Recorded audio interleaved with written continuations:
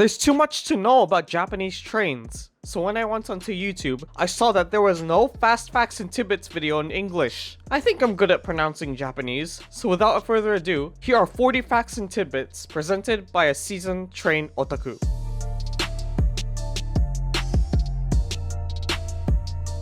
The Shinkansen began service in 1964. The Hikari Express service shaved what was once a 6-hour train ride between Tokyo and Osaka down to about 3 to 4 hours. However, the president of the National Railways resigned after the debt had become apparent in 1963. He was proved wrong though, as the Shinkansen proved to be an instant success, and is today, among other things, a large driving factor in rapid urbanization, especially along the Tokaido route.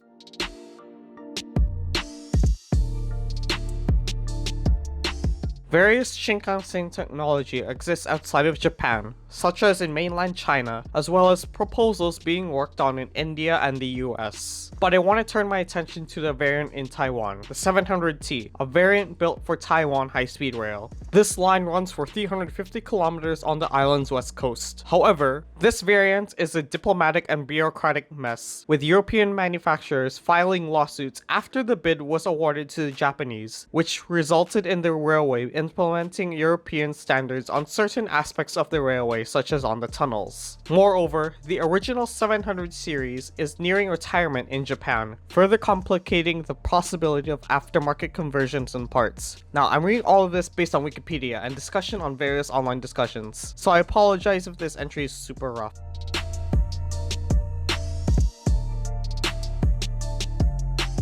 Early Shinkansen models such as the 0 and 100 series were dealing with a loud boom as they exited tunnels due to the pressure waves created as the trains traveled through the tunnels. One of the engineers trying to solve the problem was a birdwatcher. Drawing influence from birds, later models had parts designed after them, such as the overhead power collector and front end nose. There is a link in the description if you want to check that documentary out.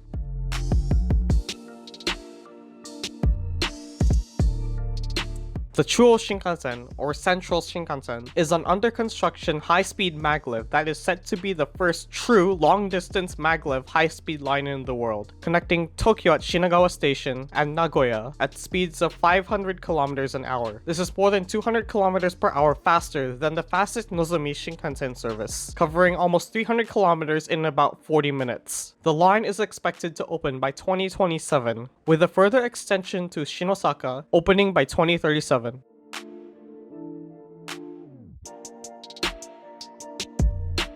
The E4 Shinkansen served on Joetsu Shinkansen services between Tokyo and Niigata until October 2020. According to this 2009 document, it is the highest capacity high-speed rail transit in the world, with a 16-car formation carrying just over 1,600 people. Since then, there have been no high-speed train models that have come close to 1,500 seats.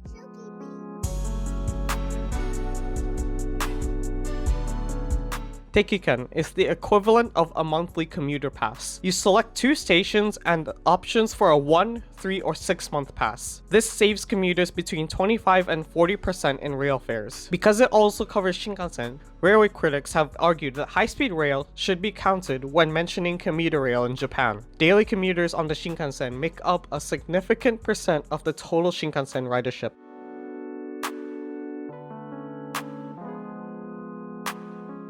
The Narita Shinkansen is a cancelled Shinkansen line that was planned to run from what is now the Keio Line platforms at Tokyo Station to Narita Airport. Construction was stopped when local opposition, mainly farmers, claimed that the land expropriation would bring them little benefit. Much of the right-of-way in Chiba is now part of the Keisei Narita Airport line. That line's maximum speed is 160 kilometers per hour, and it is unlikely that we will see the Narita Shinkansen come to fruition.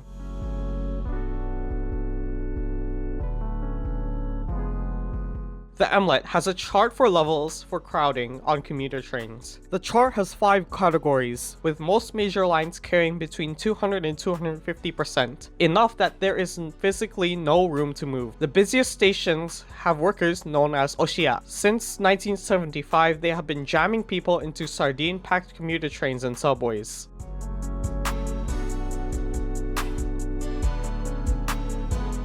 Is this a commuter train or a subway train? What about this? If you had a hard time, that's fine. Much of Japan's ordinary commuter and subway vehicles are eerily similar to each other compared to North America, where there is a clear distinction between commuter rail and subway. Say, between the Metro and the L in Chicago. Critics have called Japan's network as more of a high-density commuter rail service, serving large stations in quick succession.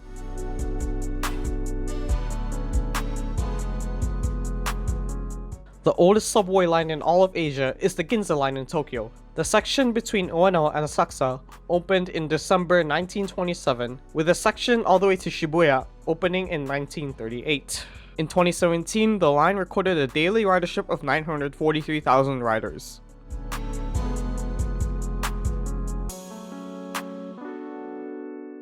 A through service is an agreement between two or more train companies to run services on each other's railway lines. The goal is to provide seamless transportation without the use of transfers. Such networks are so complex that it requires a great deal of communication from all companies involved. One of the most complex part of through service is payroll, as each company has their own set of costs, wages, operations, and procedures, from station ownership to contract obligations. The first of these services was started in 1960 in Tokyo, with the Toei Asakusa line providing through service onto the Keisei Oshiage line onto Alto Station. Today, Tokyo Metro and Toei Transportation operate on two of the most complex through service networks in the country. The F-liner is the fastest through train in Japan, serving 5 different railway lines.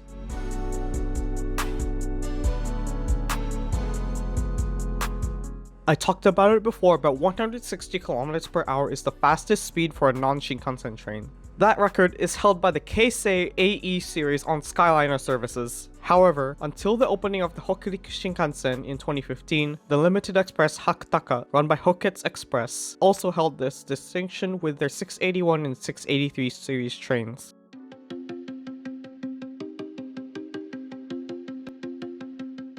Keikyu Railways, connecting Tokyo and Yokohama to the Miura Peninsula, once had trains that would play a scale as they would accelerate. These same motors were also found on select Joben Line E501 series until 2012. Here's a clip I obtained from a close contact.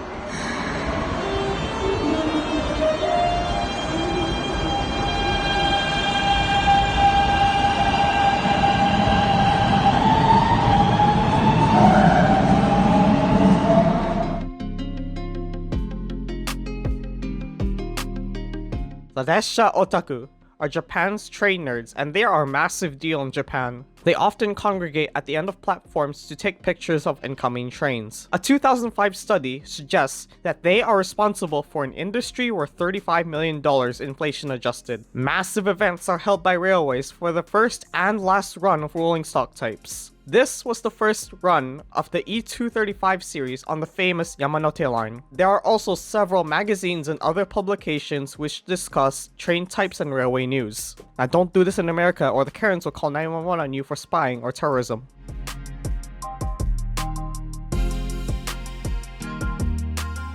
The world's first known driverless urban transit system, at least how Wikipedia puts it, is the Port Island Line in Kobe, Japan. This driverless people mover was opened in February 1981. It has a length of almost 11 kilometers and connects Kobe Airport and the artificial island of Port Island to Sannomiya Station. Now, I'm keeping note on this topic. This is a classic case of grades of automation disputing different facts depending on what's being considered.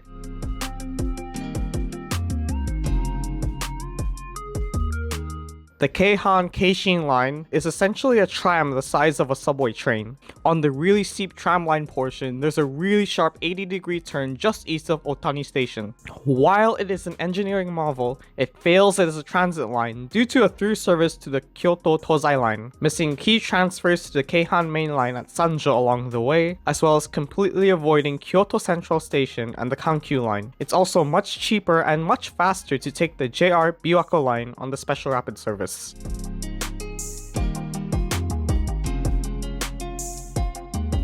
Shupatsu Shinko Shisa Kanko is a term that describes the well-known pointing and calling of Japanese train drivers. This is part of quote-unquote military precision on Japanese railways and has led to a significant reduction in operator errors. The practice is world famous and has made its way onto other transit systems, such as GO Transit in Ontario, Canada.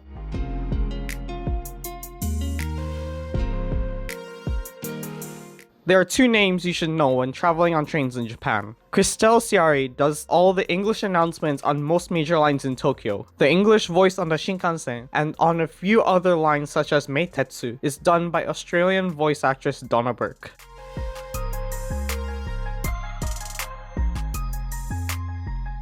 Before 2020, tourism caused a push for English announcements to be played on more train lines, especially in the Kansai area. The announcement ladies mentioned earlier are often booked or cost a lot of money for their services. This has led certain railways to face a dilemma for English announcements. The current options are hiring a Japanese native speaker and wind up with accented English, use a text-to-speech generator and butcher native pronunciation, or spend the money and hire the voiceovers, which is very costly in the end. Now I say it's expensive because naturally it's really hard to find fluent speakers in multiple languages.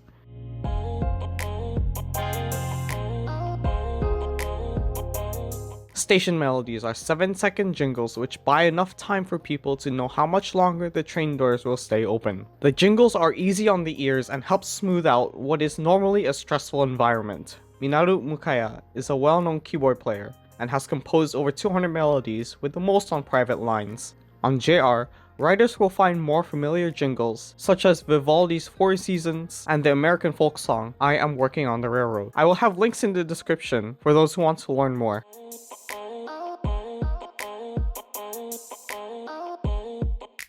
My personal favorite is these anime girls on Chiba monorail trains, which is the funniest thing I have ever seen. Like, imagine being a salaryman and being forced to take one of these weird anime trains. But in all seriousness, manga, anime, trains, and the whole otaku scene is the biggest way to express identity as an individual in Japan.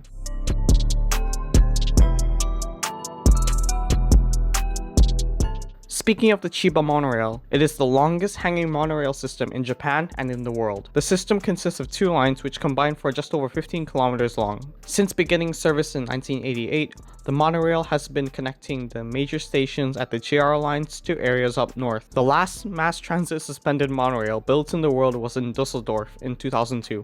In 2006, the prefectural government pulled out of funding for the line due to unsatisfactory ridership growth. Yeah, I guess suspended monorails are cool. Maybe not as actual public transport though.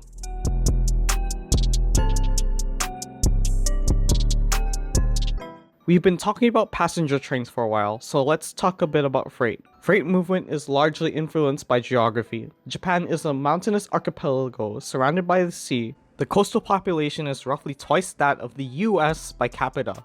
So in the grand scheme of things, there generally isn't a need for large 18-wheeler trucks to carry large loads across the country, since most of your market is already located at the port. This also results in not many freight trains, though there are still large cargo rail yards in urban areas. But the biggest factor in all this is space. There's just simply no room for these 18-wheelers to be roaming around on crowded city streets, so companies often result in using a lot of smaller trucks for transport. In addition, multi-level warehouses are a common sight in urban areas. If you go on the Keio line along Tokyo Bay, you'll see quite a few of these warehouses. Now, there's more I didn't cover, so stay tuned for a possible separate video on Shinkansen freight trains.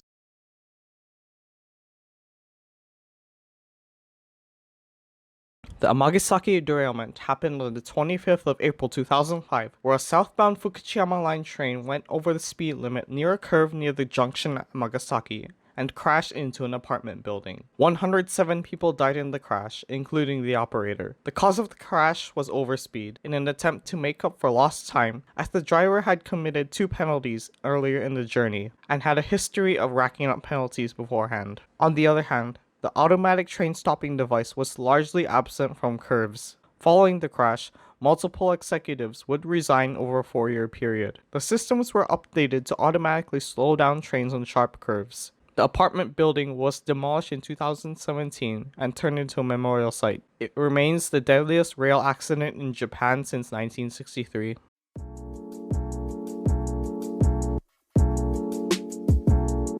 According to this site, 45 of the 51 busiest rail stations in the world are in Japan, and of these 45, a third of these are on the Yamanote line, which is half the stations on the line. Pause the video now to see the rankings.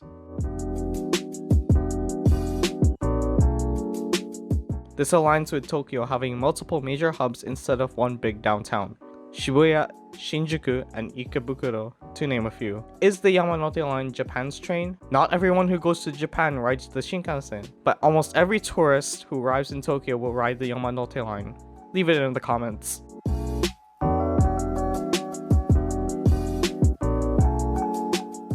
The Lindenmo is the world's first unmanned conventional train powered by maglev technology. It was built in time for the 2005 Aichi Expo. The line is almost 9 kilometers long and serves 8 stations. It is one of Nagoya's few gadget bonds. More on this on the last topic.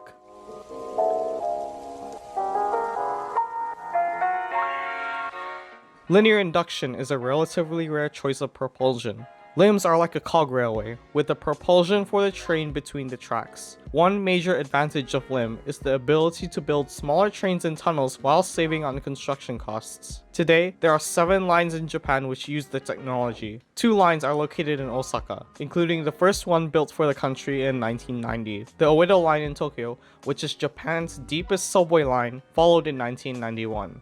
Following that was Kobe in 2001 with their Kaigan line. Fukuoka had a line built in 2005, while Yokohama built one in 2008. Sendai is the most recent one with a line built in 2015. There is a lot going on in this topic, so keep your eyes peeled for a separate video.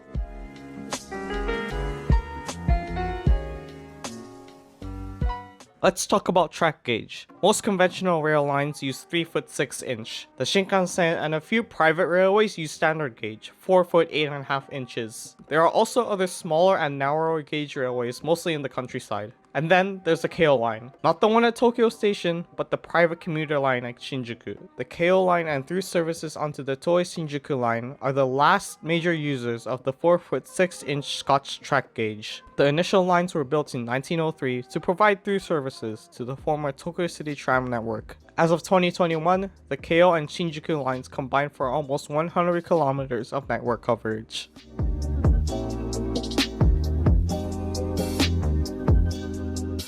Higashi Yodogawa Station in Osaka has perhaps the most trains using the level crossing in the entire country. During the morning rush hour, cars can wait upwards of 10 minutes to cross the tracks. I will have a link in the description for someone's video about it. Now, update, these level crossings have been closed to car traffic since 2019 to improve traffic flow. So yeah, there's that, but trust me, it was insane when it existed.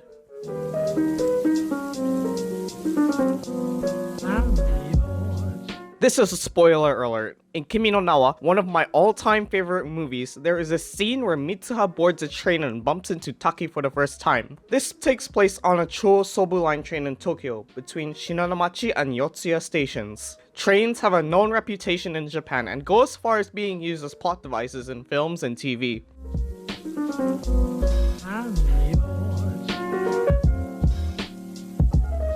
Located between Osaka and Kobe is Nishinomiya City. This city is served by Nishinomiya Station. Wait a second. This station describes 3 different stations run by 3 different rail companies, each separated by a bus ride. First, there's a JR station. Slightly to the north is the Hanshin line, and the 2 are separated by an 8-minute bus ride. Continuing further north, you'll find the Hankyu line station. But to their credit, it's named Nishinomiya Kidaguchi, or Nishinomiya North Exit, to distinguish it from the JR and Hanshin line.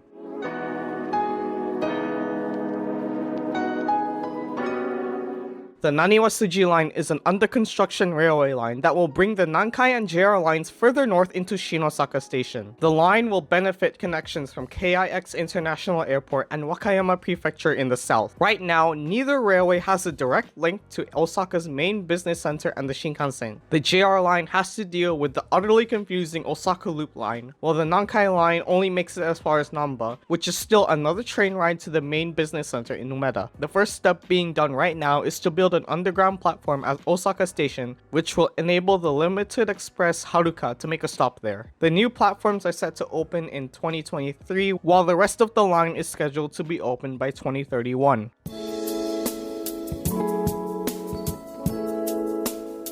The early 1970s were a rough time for Japanese railways due to overworked railway workers and public servants. On March 14, 1973, a labor union representing train drivers attempted to protest working conditions at Ageo Station on the Takasaki line in Saitama by delaying trains on purpose. After a few trains were cancelled and the platform became super overcrowded, passengers got fed up and equipment was destroyed over a span of 6 hours. Other station workers were also assaulted in the dispute. Another riot broke out in Osaka a month later, resulting in multiple smashed windows and an assault on the train operators. Since then, I don't think there have been any documented riots related to railway operations in Japan. These riots were part of the events that led to the privatization of the Japanese National Railways in 1987 and a massive lawsuit which would not be settled until 2010. Yeah, for a country known for maintaining peace and order, this really sounds out of character.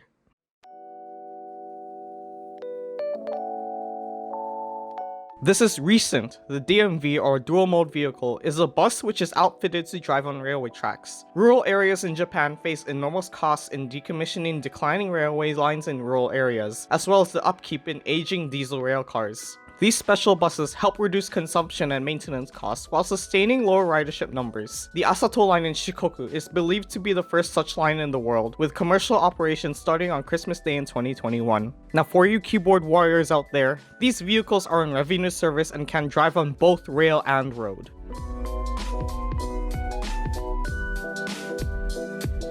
Japanese railways are also among the first to pioneer platform screen doors. They are mandatory on all driverless mass transit systems, such as the Linamo and Portliner discussed earlier. Also, there's this design which accommodates trains with different door spacing, assuming that the cars are the same length. Platform screen doors prevent things from falling onto the tracks, from loose drink bottles to people accidentally falling on the tracks. They also double up as barriers, which also increases platform capacity during busy times. However, they will forever be linked to controversy as a form of suicide prevention. A lot of money to try and get a service just like that started. Science editors... Okay, gonna try my best here to explain this. According to the MLET, there are guidelines which identify 3 different categories of railway companies. Companies in Category 1 own and operate trains as well as the stations and tracks on the line. Companies designated as Category 2 operate trains on the line, but the tracks and facilities are operated by another company in any of the other categories. Companies which are designated as Category 3 are reserved for the construction of tracks, trains, and stations for the eventual operation by a company or companies in any of the other categories. This is important when understanding the operations on the Keisei Narita Airport Line and the Kobe Rapid Transit Railway. In the former, multiple companies as well as private and public entities were created to finish the failed Narita Shinkansen project as an extension of a commuter line, while the latter was created to build a through service for multiple private railways, the Sanyo Line, the Hanshin Line, the Hankyu Line, and through services from the Kintetsu Line. Also, in the case of public-private partnerships, you will most likely be dealing with Category 3 type railways. The point of these categories is to better organize operational versus construction costs, as well as to increase competition between railways.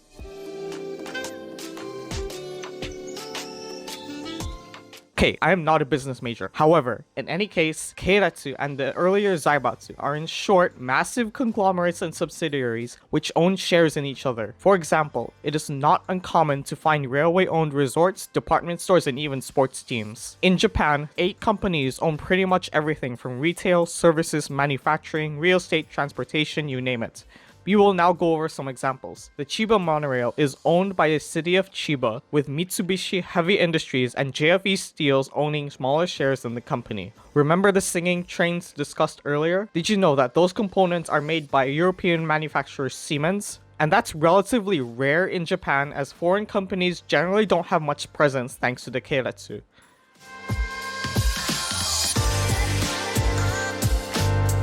Perverts on trains, known as chikan, are an increasing problem in Japan. To combat this, certain cars during peak hours are designated as women-only cars. Men also benefit from this from a slight reduction in false accusations. Some, however, have brought up that segregating the cars into gendered spaces creates gender and identity discrimination. Now the next 2 topics are really long, so bear with me.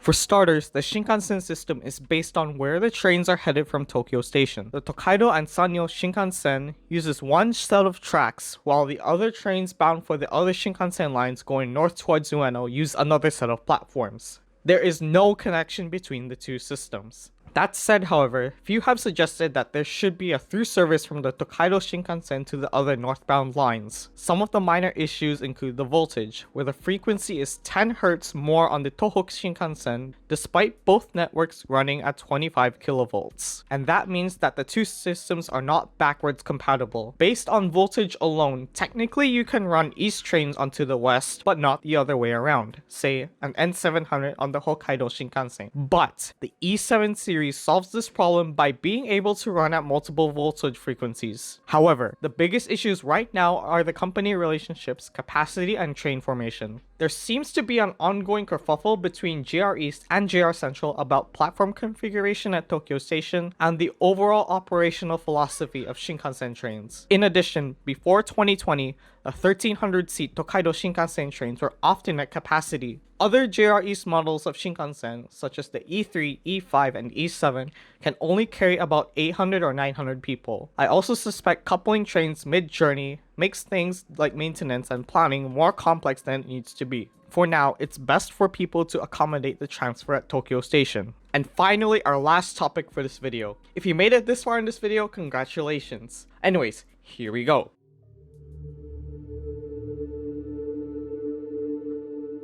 This discussion came from a Facebook group about Japanese transport. We'll just summarize some of the key findings. First, the central district is actually in Sakai, about 2 kilometers east of Nagoya Central Station. The main subway line, called the Higashiyama line, which connects the two districts, is only 6 cars long and often experiences overcrowding of over 250% during rush hour. There is a neighboring line known as the Sakuradori line, but it barely sees ridership, and the transfer at Nagoya Central is inconvenient for the most part, taking half a kilometer to complete. There have also been comparisons between the Aichi Loop line and the Musashino line, with the former not being that successful as an outer suburban loop service. The Johoku line is another private railway whose existence is just, well, sad. Anyways, both of these were part of a planned freight line which fell through in the 1970s after the Japanese National Railway fell into more debt. The third issue is gajapons, which in short attempt to solve transit issues that do not exist. These can be found in the Linimo, the Yutorito elevated bus line, and the defunct Peach Liner people mover. Another problem is that the Meitetsu line platforms at Nagoya Central only have 2 tracks. For a major commuter rail company, this is a serious detriment to service and connectivity. All of these point to poor management by the city, JR Central, the former Japanese National Railways, and Meitetsu, most notably in the 1970s and 1980s during the dark ages of the old national railways. Also, not related, but what the hell is this? Nagashima, Spa Line, Splash Line, whatever. After all, this is the birthplace of Toyota, the car company. Now it's funny because I see people call Nagoya the Japanese Detroit, but as most people say, this is still better pedestrianization than in most US cities.